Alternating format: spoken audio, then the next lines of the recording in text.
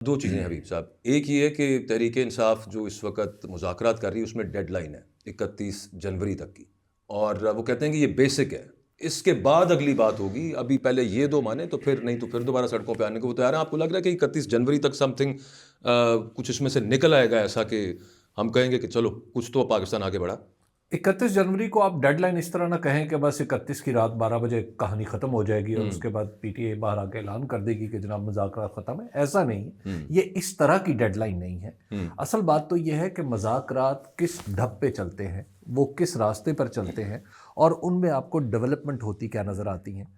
اگر تو آپ اگلی میٹنگ اور اس سے اگلی میٹنگ میں بھی دیکھتے ہیں کہ کوئی ڈیولپمنٹ ہوتی ہوئی نظر نہیں آ رہی، یعنی عملی طور پر بات تو ہو رہی ہے، اصولی موقف ایک دوسرے کو بتایا جا رہا ہے، لیکن زمین پہ کچھ نہیں ہو رہا، تو اس صورت میں یس 31 جنوری ایک ڈیڈ لائن ہے۔ اور جو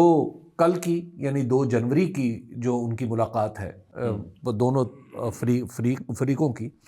اس ملاقات کو دیکھ کے اگرچہ بہت سارے لوگوں کے دل میں یہ خیال ہے کہ شاید بات اب آگے بڑھے گی اور یہاں سے بات آگے بڑھنے کی فضا پیدا ہو گئی ہے،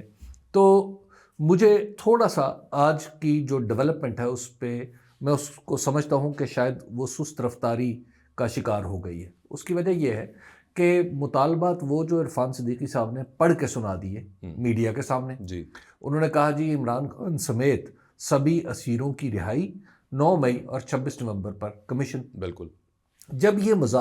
یہ مطالبات پڑھ کے سنا دیے تو اس کے بعد تحریری مطالبے کی کیا ضرورت ہے؟ تحریر میں تو آ گئے، لیکن تحریک انصاف کے ان کو بھی تو ملاقات کرنی ہے نا۔ تحریک انصاف اب وہ کہہ رہے ہیں کہ جناب آپ تحریری مطالبات پیش کریں۔ یہ ایک چھوٹی سی ایسی لگتا ہے کلرکانہ سی ذہنیت ہے کوئی جو کام کرتی ہوئی نظر آ رہی ہے کہ لکھ کے بتائیں۔ جب اعلامیہ جاری ہو گیا تو لکھی گئی بات، اس کا بہترین طریقہ تھا کہ اعلامیہ جب آپ پڑھ رہے ہیں تو آپ اپنے ساتھ پی ٹی آئی کے جو نمائندہ ہے حامد رضا صاحب انہیں بھی ساتھ بٹھا لیتے، کیونکہ وہ بھی ترجمان ہیں ان کی طرف سے، دونوں مل کے عموماً ہوتا ہے ایسا، لیکن مجھے کل سمجھ نہیں ہے کہ کیوں نہیں ان کے نمائندے کو ساتھ ایسے ہونا چاہیے تھا بجائے اس کے کہ وہ تنہا پڑھتے۔ تو خیر چلیے اب دیکھتے ہیں کہ یہ ابھی باریک 26 نومبر کی بھی کوئی لسٹ پی ٹی آئی بھی تیار کر رہی ہے نا، وہ بھی انہوں نے لوگوں کا پوچھنا ہے کہ یہ مسنگ لوگ ہیں جی، تو اب اس کے ساتھ پھر عمران خان صاحب سے ان کی ملاقات ہے، اور ملاقات کے بارے میں کہا جا رہا ہے منڈے ٹیوزڈے کو سم ویئر وہ ہو جائے گی،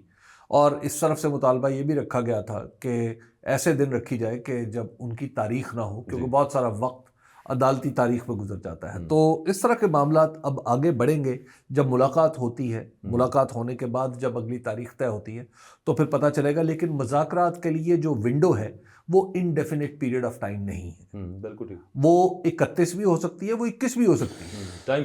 ٹائم فریم اس میں اتنا اسٹرکٹ نہیں ہے۔ دیکھیں نا، اگر اگلی ملاقات یا اس سے اگلی ملاقات میں بھی کوئی بات آگے نہیں بڑھتی تو پھر 15 جنوری کو بھی کال آف کیے جا سکتے ہیں کہ بھائی کوئی مذاکرات نہیں ہے، اس طرح تو ہم آگے نہیں بڑھ سکتے۔ تو ایک تو یہ بات ہے کہ مذاکرات میں اب حکومت کو آگے بڑھنا ہے، یہ جو گیند ہے مذاکرات کی یہ حکومت کے کورٹ میں ہے، اور مذاکرات میں سنجیدگی کی جو بات آپ نے ابتدا میں کی تھی وہ اسی لیے ہے کہ روایت یہ ہے اور جمہوریت کا اصول یہ ہے کہ جب حکومت مذاکرات میں بیٹھتی ہے تو پھر وہ ناکام نہیں ہونے دیتی ان مذاکرات سے کچھ نہ کچھ حاصل کر کے اٹھنا ہوتا ہے، یا جب حکومت کو بٹھایا جاتا ہے، یا جب حکومت کو بٹھایا جاتا ہے تو تب بھی کچھ نہ کچھ حاصل کرنا ہوتا ہے۔ جہاں تک اس کے مذاکرات کے بیک اینڈ کی بات ہے، جو دریل مذاکرات، جی، جو یوں کہہ لیجیے، کون سے دریل مذاکرات، اصل مذاکرات، جی، جو اصل مذاکرات ہیں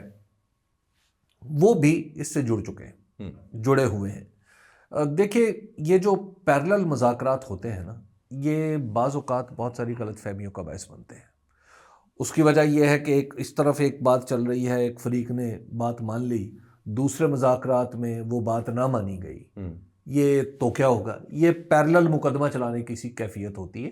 بہتر یہ ہے کہ ان مذاکرات کو کسی ایک جگہ پن کر لیا جائے، اور اگر سیاسی جماعتوں کو شمولیت کا ایک احساس دینا ہے تو وہ احساس کہیں آپس میں میڈیا کی آنکھوں سے دور بیٹھ کر بھی دیا جا سکتا ہے۔ کہیں ایسا نہ ہو کہ کہیں جو پیرلل مذاکرات میں سے دونوں پہ، وہ جسے جیومیٹری کی زبان میں کہتے ہیں کہ دونوں پر عمود گر گیا، تو عمود نہیں گرانا، ان کو قطع نہیں۔ ایک دو شخصیات ایسی ہیں جو انڈائریکٹلی بظاہر نظر آنے والے مذاکرات کا حصہ ہیں، تو اس لیے مجھے خدشہ نہیں اس بات کا جس کی جانب آپ اشارہ کر رہے ہیں. یعنی گنڈا پور صاحب بیک ٹو ڈفر. دیکھیے علیم خان صاحب موجود ہیں اس میں، خالد مقصی صاحب موجود ہیں. ویسے تو اس طرف سے جو دعویٰ ہے وہ یہ ہے کہ سبھی ہمارے ہیں. بات